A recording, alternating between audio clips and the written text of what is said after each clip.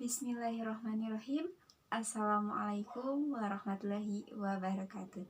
Om Swastiastu, Namo Buddhaya, salam kebajikan. Salam sejahtera bagi kita semua. Waalaikumsalam warahmatullahi wabarakatuh. Halo anak-anak, bagaimana keadaan kalian hari ini? Sehat-sehat bukan?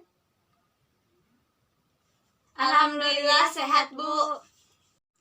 Apakah kalian sudah siap untuk menerima pelajaran hari ini? Siap, Bu. Baik anak-anak, sebelum pembelajaran dimulai, marilah kita berdoa. Silahkan ketua kelas untuk memimpin doa. Sikap. Siap. Sebelum kita belajar, mari kita berdoa dalam hati mulai.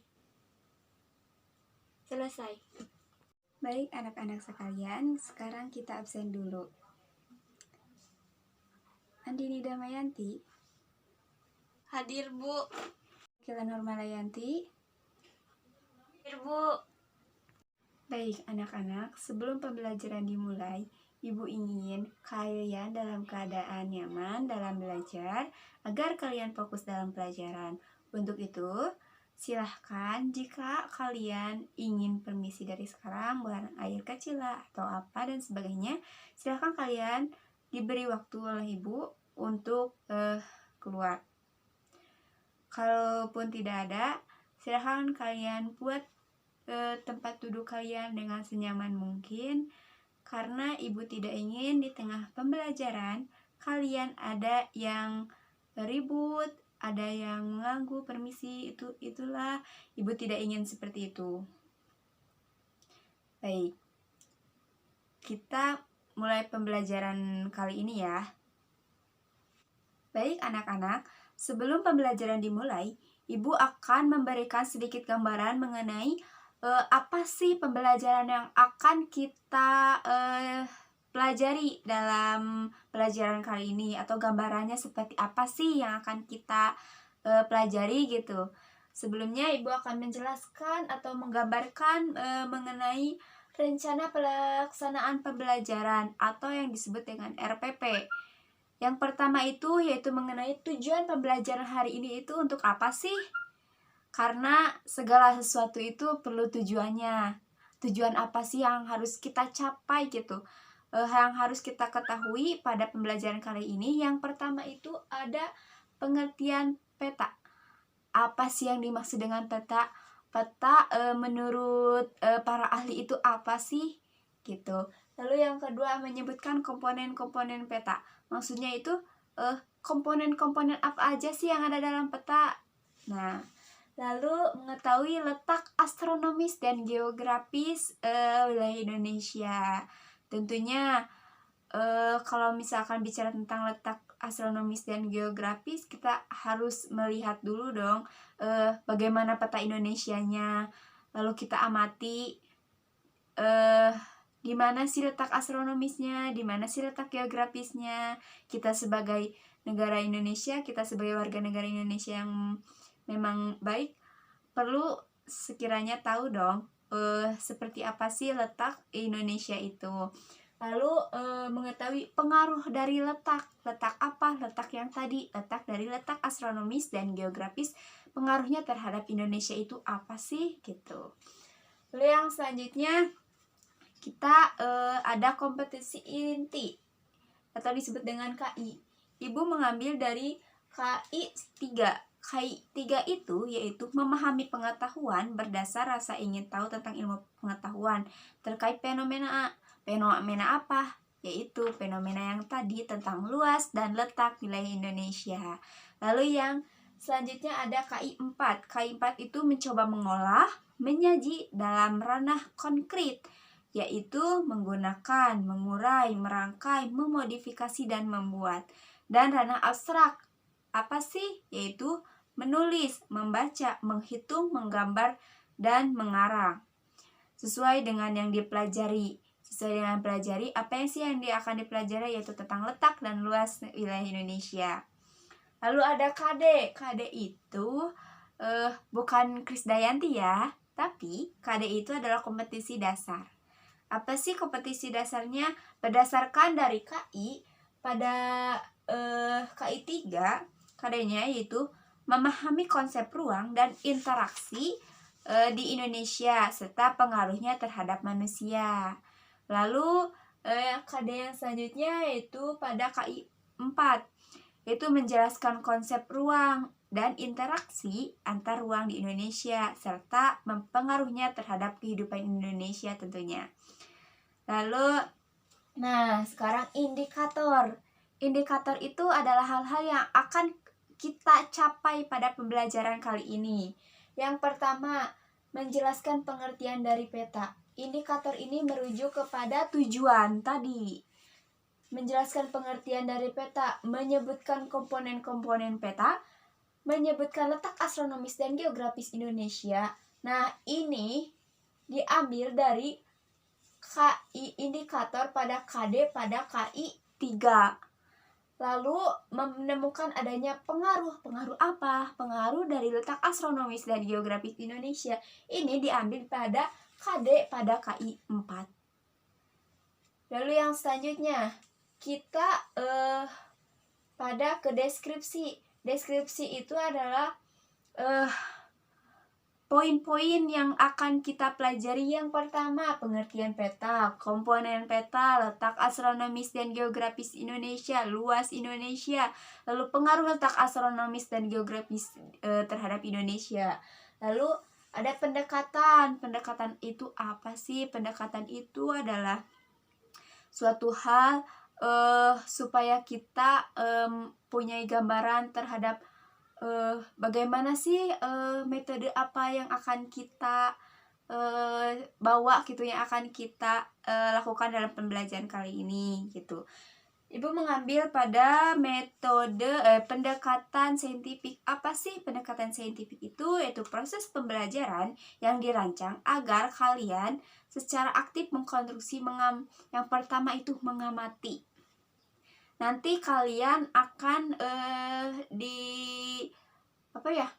akan diberikan sebuah gambar. Gambar apa? Peta. Nah, kalian akan mengamati sebuah peta, lalu merumuskan masalah apa nanti ibu akan memberikan rumusan masalahnya. Nah, nanti kalian merumuskan hipotesisnya atau pendapat sementara gitu. Jawaban sementara kalian itu apa gitu. Setelah kalian mendapat jawaban sementara tentang rumusan masalah tadi, lalu mengumpulkan data.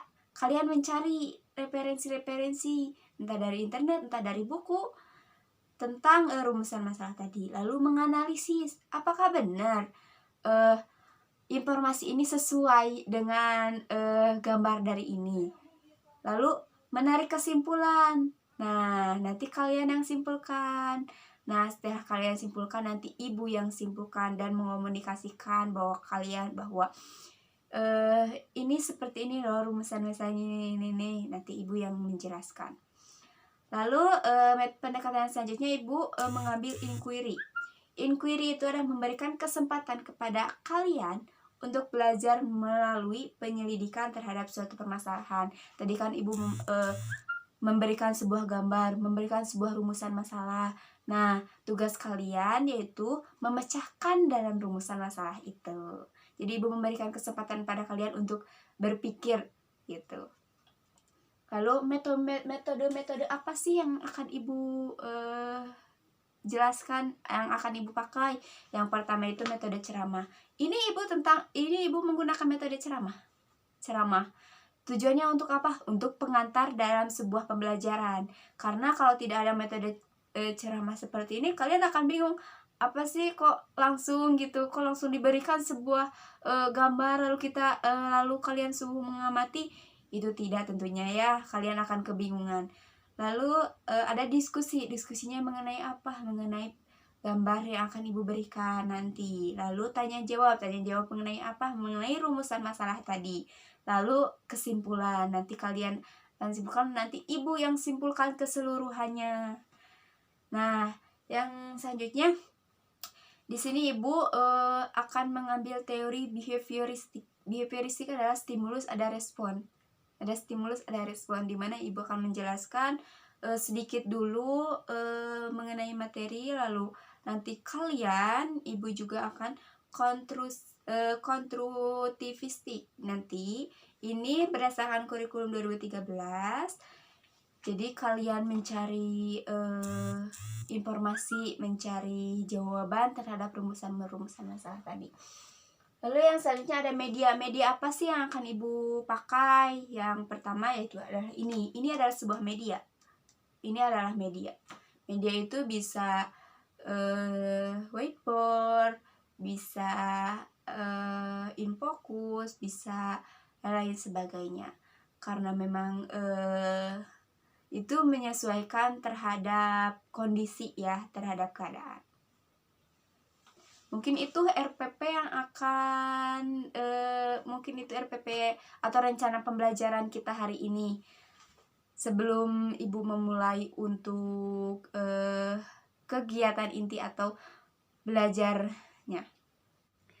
Baik anak-anak, tadi ibu telah menjelaskan atau menggambarkan mengenai rencana pelaksanaan pembelajaran atau RPP. Sekarang ibu akan masuk ke dalam materi. Yang akan kita pelajari yaitu mengenai manusia, tempat, dan lingkungan, yaitu mengenai subtemanya, yaitu mengenai letak dan luas Indonesia, negara kita sendiri ya tentunya. Yang pertama yaitu untuk mengetahui letak dan luas Indonesia, kita harus mengetahui tentang peta. Setelah kita mengetahui peta apa? Peta Indonesia, kita akan mengetahui letak dan luas wilayah Indonesia. Pengertian dari peta menurut International Cartographic Association, peta adalah gambaran unsur-unsur permukaan bumi dan benda-benda angkasa. Di dalam peta tersebut ada unsur-unsur bumi, ada benda-benda angkasa tentunya. Lalu menurut Badan Informasi Geospasial, peta adalah wahana penyimpanan dan penyajian data kondisi lingkungan sebagai sumber-sumber informasi, perancangan sebagai dan pengambilan keputusan pada pembangunan tentunya. Manfaat peta itu banyak sekali. Yang pertama itu bidang tata guna lahan dengan perencanaan penggunaan lahan dalam suatu wilayah. Misalkan wilayah ini itu cocok dibangun apa sih, itu bisa diketahui melalui peta. Lalu bidang transportasi adalah perpindahan dari suatu tempat ke tempat lain dengan menggunakan alat pengangkutan tentunya ya. Ini bisa menggunakan konsep geografi juga ya. Lalu bidang pertanian berkaitan dengan lokasi pertanian, ada peta curah hujan untuk mengetahui curah hujan, peta tanah, peta topografi, peta geologi, dan lain sebagainya. Ada bidang industri berkaitan dengan proses produksi, mengenai ketersediaan bahan, sumber energi, dan tenaga kerja. Lalu ada bidang kebencanaan ini untuk mengetahui wilayah mana saja sih yang rawan terhadap bencana. Biasanya yang rawan terhadap bencana itu misalkan lahan atau ketinggi gitu ya, daerah-daerah perbukitan itu rawan terhadap longsor tentunya gitu. Itu sih manfaat-manfaat dari peta. Lalu sekarang ibu akan memberikan sebuah gambar kepada kalian. Tugas kalian adalah mengamati gambar itu peta tersebut. Setelah mengamati, lalu kalian amati komponen-komponen apa sih yang ada dalam peta tersebut. Setelah kalian amati, lalu kalian simpulkan atau kalian membuat hipotesis atau jawaban sementara. Setelah itu kalian bisa memperoleh informasi melalui internet ataupun buku dan sebagainya mengenai komponen-komponen peta sesuai dengan gambar tersebut. Lalu nanti ibu akan tanya kepada kalian komponen-komponen peta tersebut ya. Silahkan kalian amati gambar peta tersebut.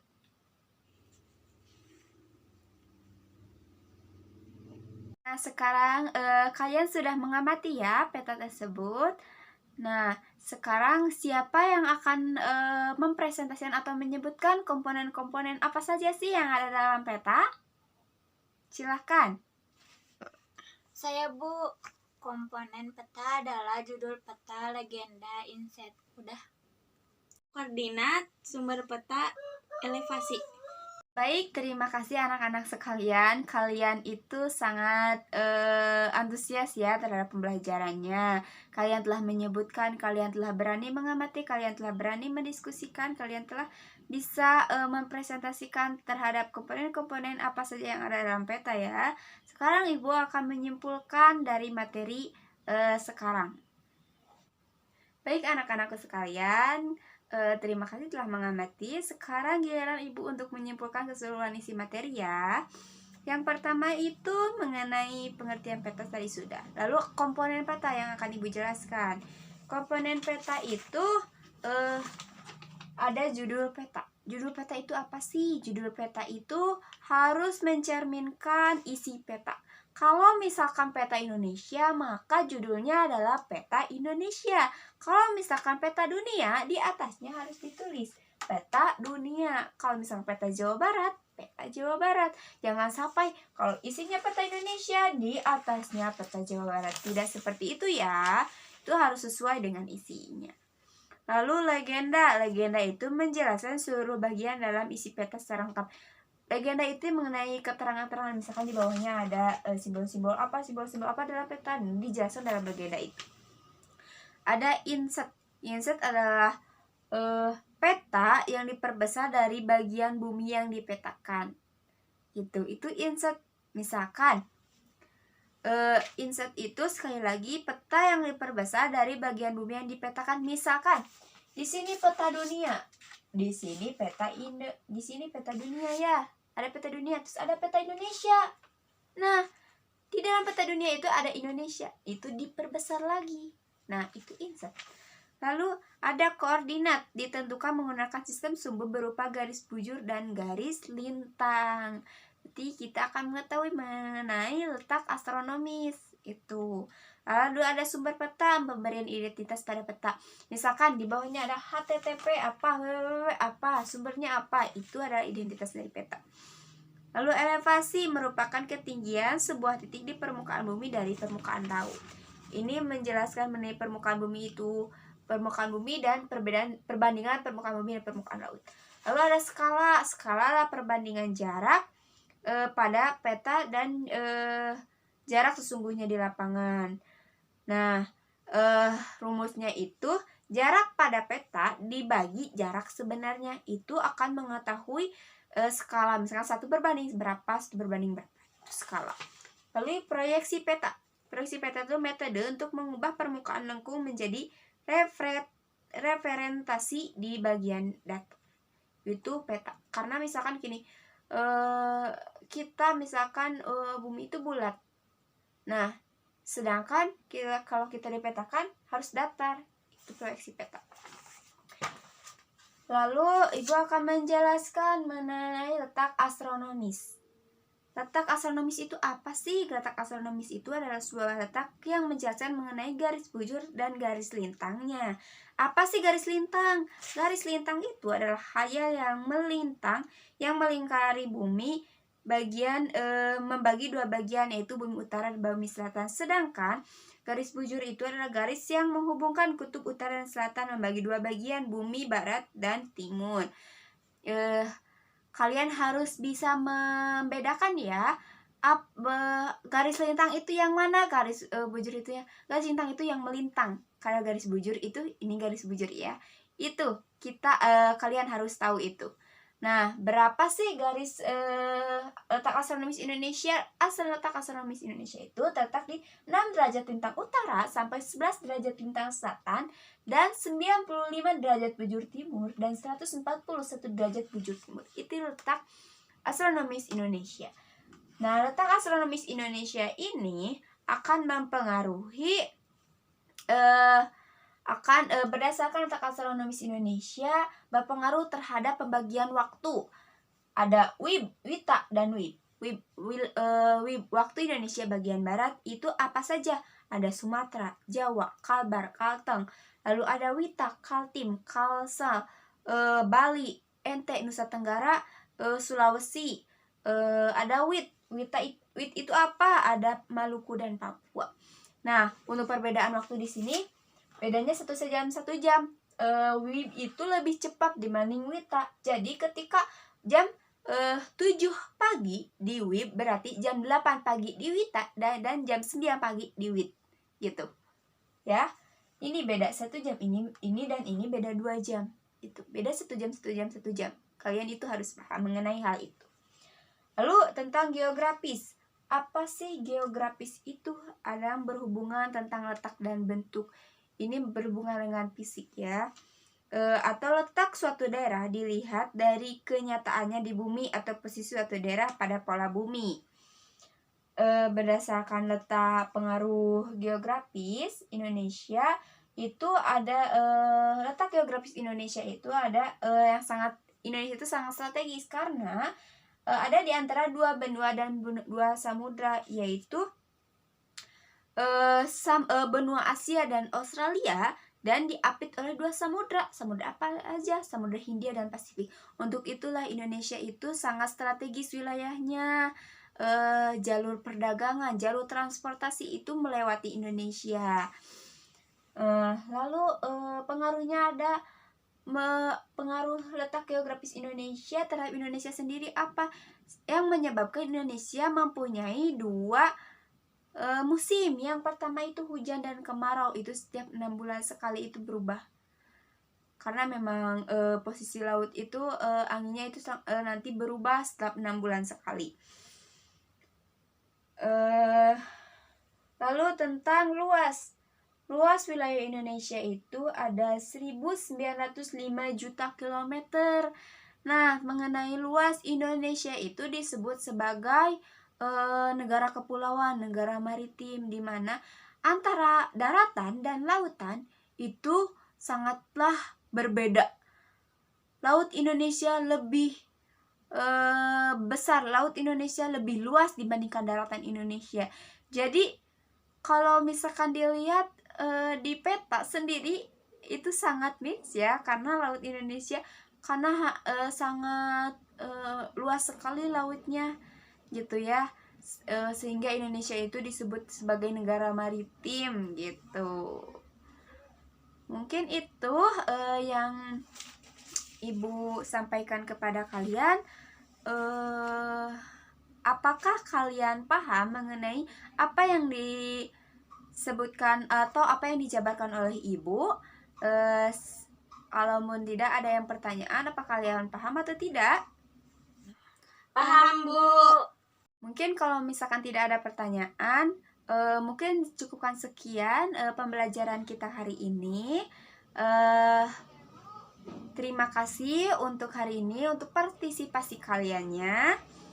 Untuk minggu depan, kalian silahkan di rumah kalian lihat di internet gambar peta persebaran flora dan fauna. Nah, nanti minggu depan Ibu akan sampaikan mengenai persebaran flora dan fauna tentang berdasar tentang peta yang kalian buat ya. Mungkin sekian yang dapat Ibu sampaikan. Mohon maaf apabila misalkan ada kata ataupun penjelasan Ibu yang kurang paham, nanti bisa kalian tanyakan di minggu depan. Sekian, wassalamualaikum warahmatullahi wabarakatuh. Wassalamualaikum warahmatullahi wabarakatuh.